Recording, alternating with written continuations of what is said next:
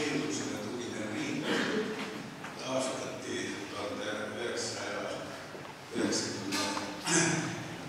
aastal, 91. aastal tegelikult ja me peame seisma selle eest, et see oleks jätkuvalt demokraatlik riik ja enne kui ma alustan, ma räägin teile ühe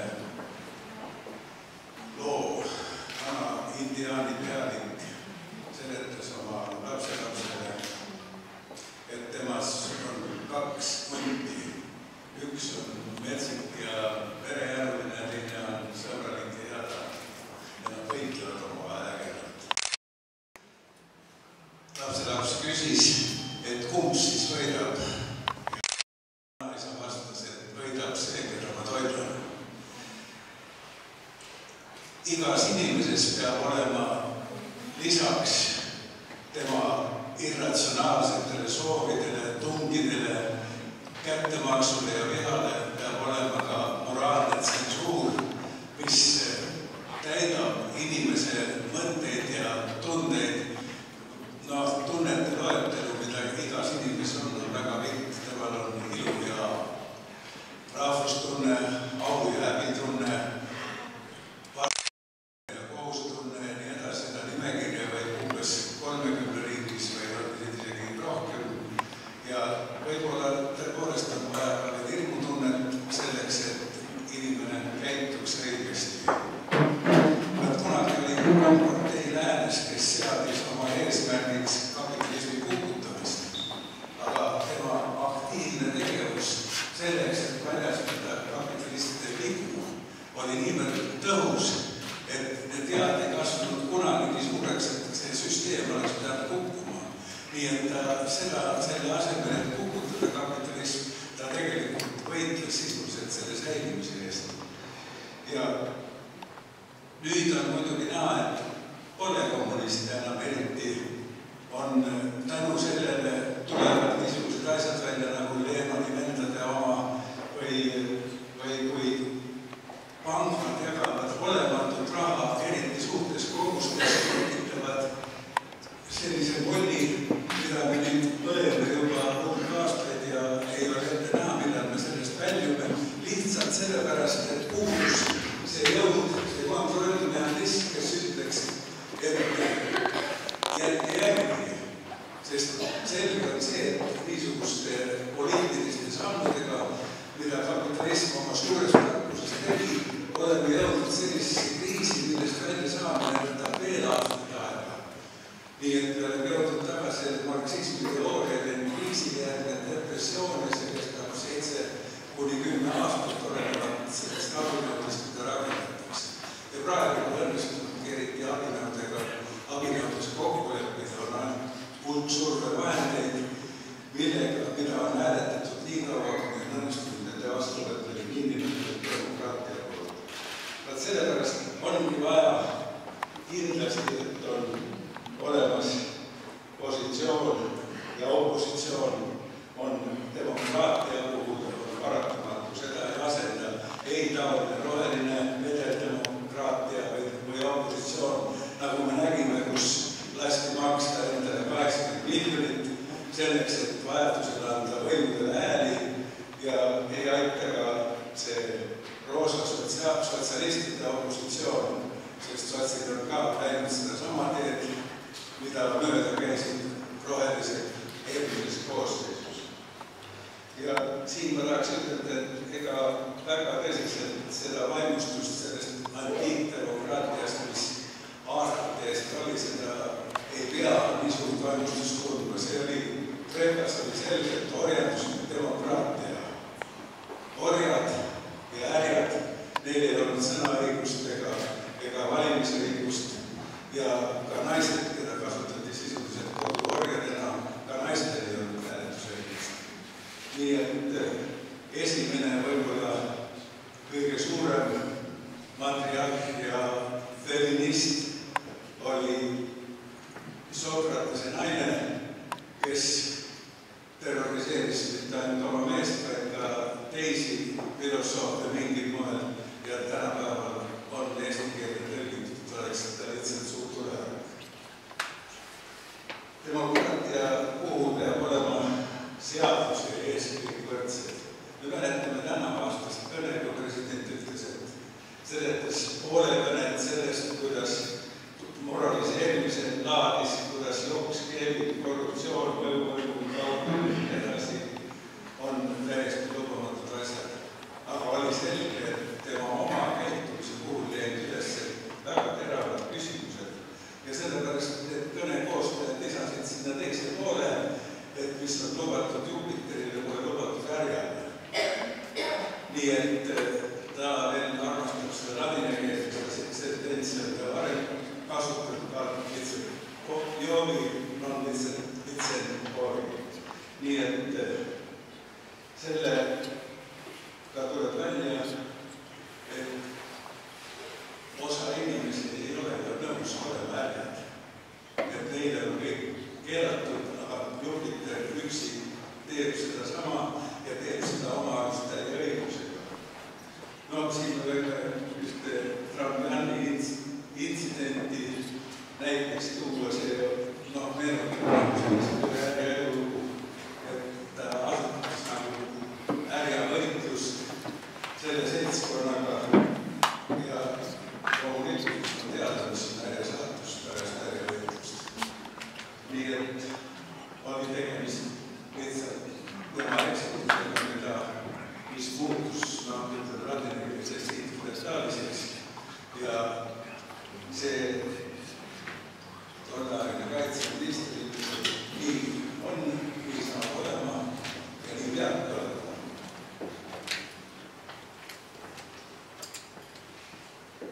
Parteide valimisraha on olnud üks demokraatia proovikivi. Ma ei räägi ainult sellest kasast ja masast, ükskõik kuidas parteid omavahel kokku leppisid, kuidas rahva raha enda huvides ära kasutada. Aga see on selge, et valimisteks on raha vaja. Kui seda vaja ei oleks, siis ei oleks seda kasutatud ja kellel on rohkem seda kasutada, selle võrra sellised on ka enamasti hääletustulemused. Muidugi on ammugi öeldud, näiteks Mihkel Mõnd rääkis 10 aastat tagasi, et Eestis on liiga palju parteisid, paras on 2, et üks on niisugune ja teine naasugune ja siis nad omavahel sõrivad ja on ka vajalik ja väga huvitav sellega tegeleda.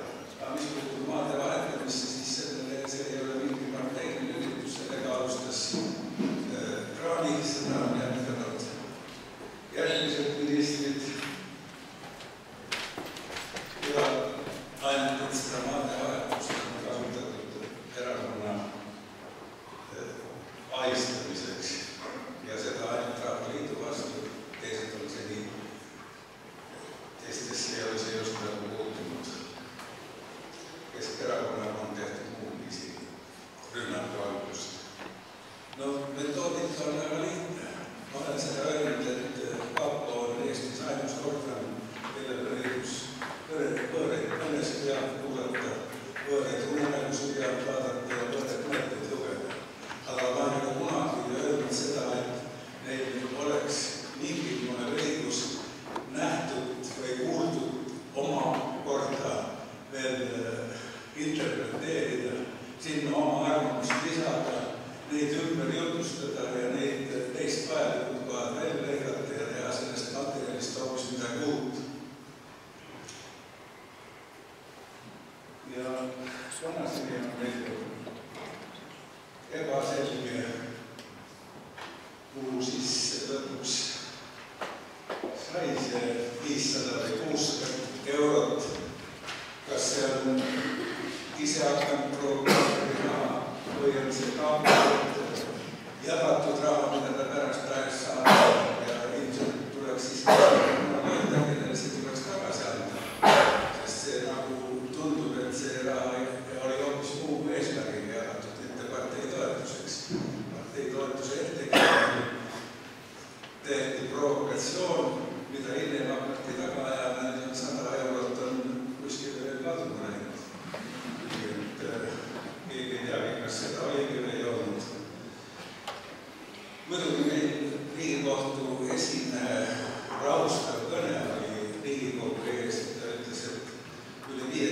30% on inimesi karistatud ja mis siis on sellest, kui veel neid tuleb mõni juurde, ligi pool on küll karistamata, aga kui on teada, et kuritegudest ainult 4% on avastatud, siis veerand jääbki sellele teisele poolele, kes on lihtsalt puhta raha pääsenud.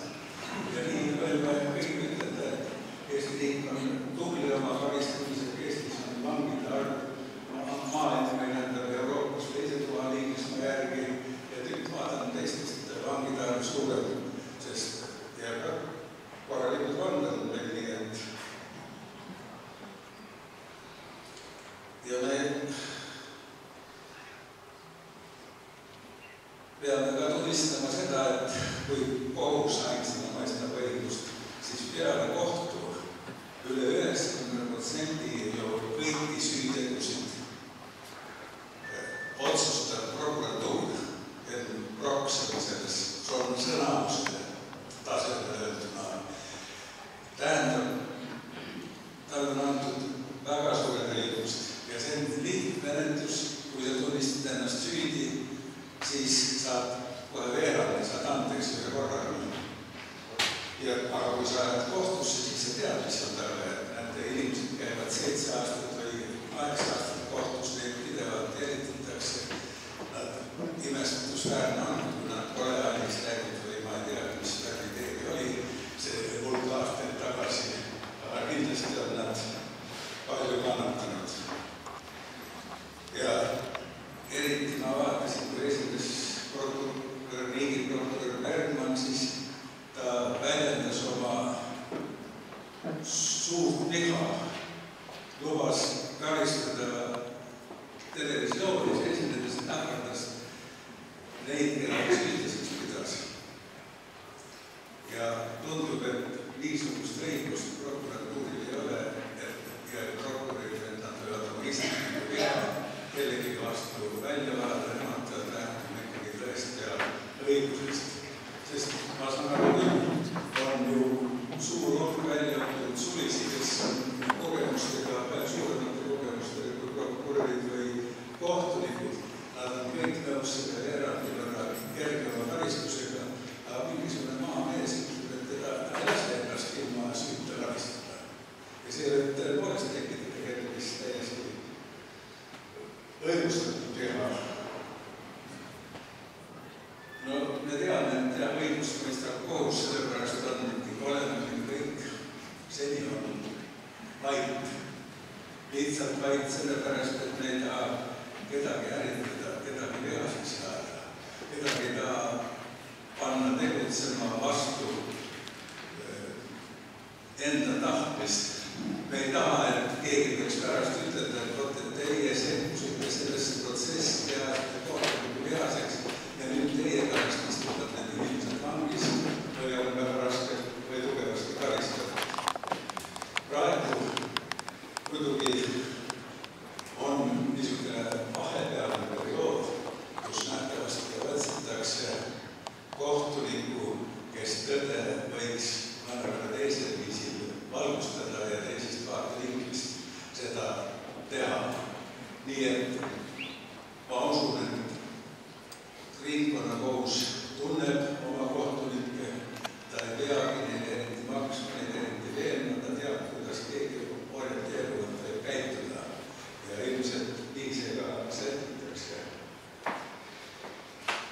Avalik huvi selle protsessi vastu on olnud algusest peale üsna suur.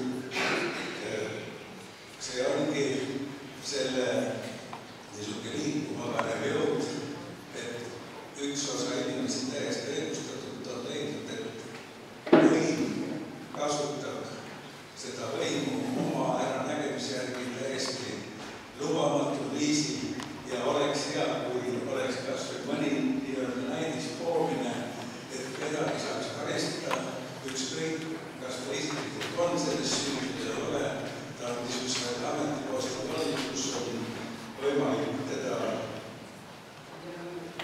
karistada ja peab ütlema, et peavoolumeedia, mida ka mõned pool nimetatakse peavoolumeediaks, on jõudnud nii kaugele, et ta on hoidnud need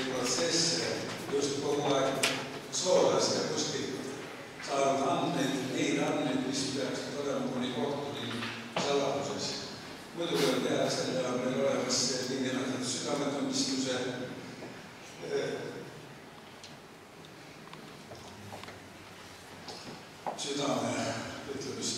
südamevalu meedia, kes on püüdnud asju nähtada tõe ja õiguse ja inimlikkuse seisukohalt ja püüdnud alati muret tunda sellest, mis saab meie Eestist varem või hiljem, kui suunavõtnud sellisele muutusele. President nimetab seda kirjutavat meediat tindlaks, nagu ta on õiguspoliti võtist nimetatakse välja selletasena. Sealt on võimalik välja nimeda, võib-olla on ka suuline meedia mokkaks nimetada, sest ta süüd toob seda suu välja ütleb. Nii et on võimalik ju kõiki nendes sõnavuse aktiivse kasutamise teel anda nendele sõnadele tähendus. Ja milles siis küsimus oli, milleks oli vaja nii ägedalt astuda maarahva vastu? Võib-olla paljud mäletavad seda, et oli plaanis ju Eesti elektrijaamad ära maha müüa, sisuliselt maha paksetada 6 miljoni dollari eest. Nii et Eesti metsaragatisel nendel ei olnud ka raha, sellel Ameerika firma, mis oli tütarfirma, mis oli Hollandis registreeritud ja asetada Eesti mets selle kattevaraks. Aga see lihtsalt, see sai tugeva vastu lause just eriti Rahvaliidu poolt ja Rahvaliidu korjas üle 100 000 hääle koos Keskerakonnaga, midagi 160 000 või 170 000 hääle. Ja see protsess pandi lihtsalt seisu. Aga kui te vaatate, kui palju kaotasid vahendajad, need, kes lootsid raha, millal sai liisarjärva tehingust või kõigist muudest tehingutest, sest kogu raha, mis meil on ju ära müüdud välismaalastele. Ega meie majanduslikud raskused ei ole iseenesest kogumised. Me oleme umbes, ma räägin kroonidest, 350 miljardi krooni eest oleme müüdud oma eellaste vara. Maad, metsa, põhivahendid, hulk vabrikuid ja tehaseid. 150 miljardit dollarit oleme kokku hoidnud selle tõttu, et 150 000 last on vähem sündinud, kui võtta aluseks 1989–90 aasta tase, selle perioodi tase, kui me taastasime oma Eesti riigi. Selle arvel on 150 miljardit kokku hoidnud, see on juba kokku 500 miljardit. Peale selle oleme üle 300 miljardi võlgu liisikuna, eravõlgadega, laenudega ja riigi ja omavalitsuse laenudega. Nii et me oleme ligi 800 miljardit või isegi rohkem kuulutanud seda raha, mida me oleme võtnud oma eellaste käest ja oma laste käest tuleviku nimel. Ja see raha on nüüd otsas, sest ei ole enam midagi müüa, meil on veel pisut jäänud maad ja see on ka suurel määral eraomanike käes, kes kõik ei ole veel valmis seda ära müüma. Selline on see, et sellest kriisist on raske välja tulla ja mina kaheks üle valitsusele ei julgi selles osas midagi suurt ette heita, kui ta ise ja tema eelnevad valitsused on võib-olla sellest ka kaassüüdlased, et selline majanduslik olukord on tekkinud ja lisaks on see niinimetatud maailma kriis, mida püütakse kogu aeg selle ainsana põhjusena esitada.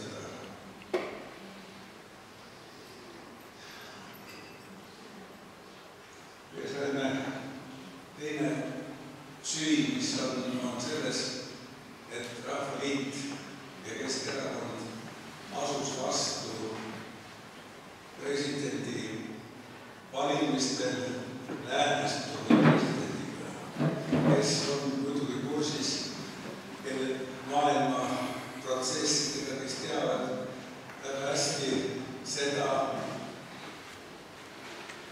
kuidas need maailma asjad peavad käima ja